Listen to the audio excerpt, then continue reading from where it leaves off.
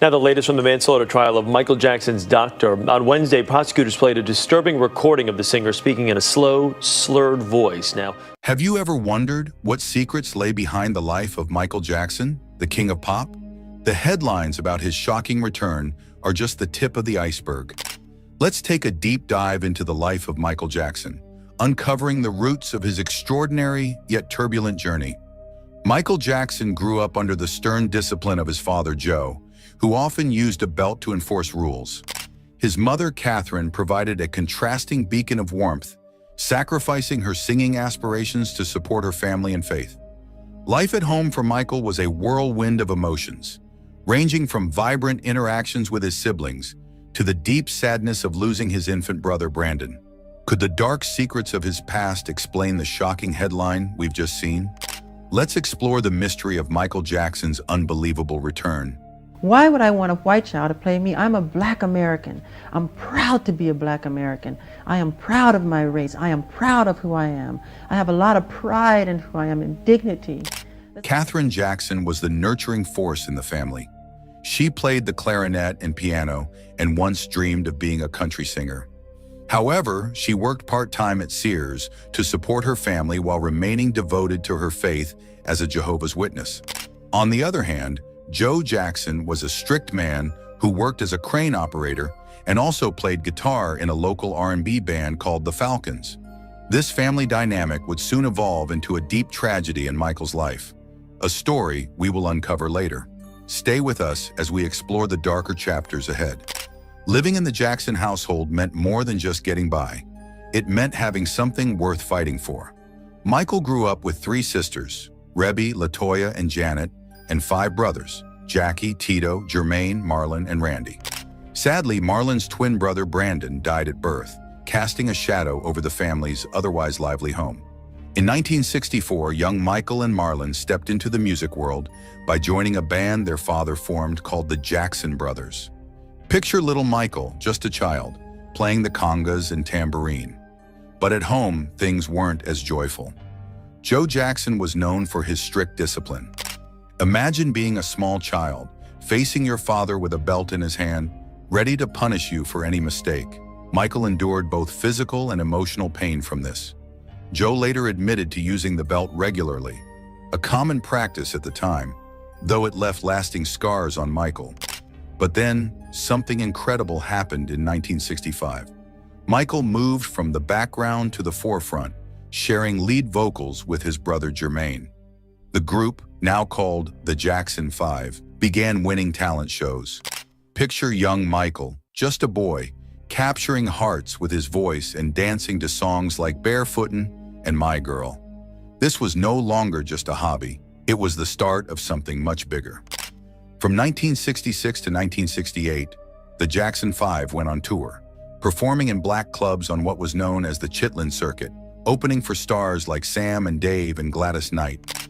These performances were tough in challenging venues, but they were perfecting their skills and building their reputation. Then, in August 1967, they achieved something extraordinary. They won an amateur night at Harlem's Apollo Theater. The excitement was beyond words. This wasn't just another win. It was their ticket to the big leagues. Back home in Gary, they recorded their first single, Big Boy. But this was only the beginning of their journey. The world was about to see the rise of a music legend. In 1968, Steeltown Records signed a deal, but it was Bobby Taylor from Bobby Taylor and the Vancouvers who discovered the group and brought them to Motown. This was the chance they had been waiting for. The Jacksons were excited and moved to Los Angeles, where they were about to become superstars. Motown had a plan to make them famous.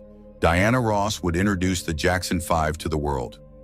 Their first TV appearance during the Miss Black America pageant in 1969 was a hit, with Michael already stealing the show. Then came a series of their song I Want You Back, shot to #1 on the US Billboard Hot 100. This was followed by 3 more #1 hits, ABC, The Love You Save, and I'll Be There. The Jacksons were quickly becoming famous and wealthy, and in 1971, they moved into a large estate in Encino, California. But Michael was more than just a performer. He was turning into a teen idol. Between 1972 and 1975, he released 4 solo albums: Got to Be There, Ben, Music and Me, and Forever Michael. Remarkably, his song Ben, about a rat, became a chart-topping hit, something only Michael could pull off. Even with his solo success, Michael stayed committed to his brothers. The Jackson 5 continued to innovate, appealing to a wide range of listeners and setting new trends. However, they were getting tired of Motown's strict control and wanted more creative freedom. Michael's robot dance during a Dancing Machine performance on Soul Train became iconic and showed his desire to try new artistic ideas. In 1975, they left Motown, signed with Epic Records, and changed their name to the Jacksons. Jermaine stayed with Motown for a solo career, while their younger brother Randy joined the group. The Jacksons went on to tour the world and release 6 more albums between 1976 and 1984. During this time, Michael became the main songwriter for the group, creating hits like Shake Your Body Down to the Ground and Can You Feel It? But then, in 1977, he made a bold move by relocating to New York City to play the Scarecrow in the musical film The Wiz, alongside Diana Ross. Although the movie didn't do well at the box office, it led to an important collaboration with Quincy Jones, who would later produce his most famous albums. While in New York, Michael got involved with the emerging hip-hop scene at Studio 54, which influenced his future music.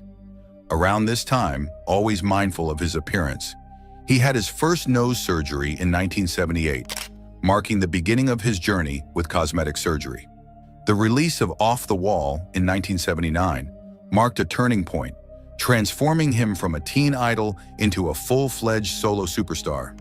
The album, which blended pop, soul, and funk, produced 4 top 10 hits in the US, including Don't Stop Till You Get Enough and Rock With You, and sold over 20 million copies worldwide. In 1980, he won 3 American Music Awards, including Favorite Soul R&B Album and a Grammy for Best Male R&B Vocal Performance for Don't Stop Till You Get Enough.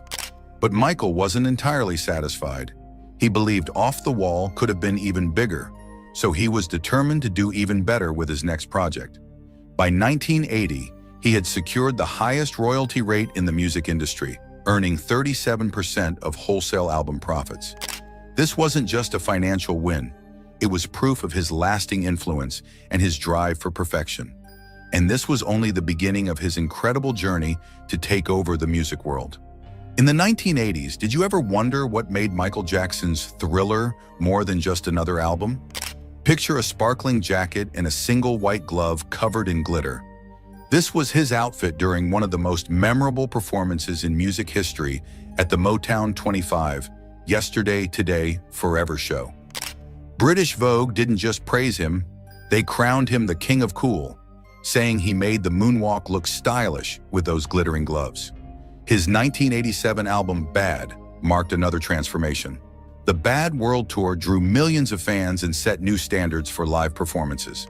In the 90s, despite personal struggles and controversies, Michael continued to push the boundaries of music and performance. His album Dangerous featured innovative music videos, and he used his influence to support causes like children's charities and HIV/AIDS awareness. Michael Jackson's life was a mix of breathtaking performances, groundbreaking achievements, and deep personal challenges. His influence on music, dance, and pop culture remains unparalleled. As we reflect on his journey, we see a man who, despite his struggles, left an indelible mark on the world. His legacy continues to inspire and captivate new generations of fans. Thank you for joining us on this journey through the life of Michael Jackson. Be sure to like, share, and subscribe for more captivating stories.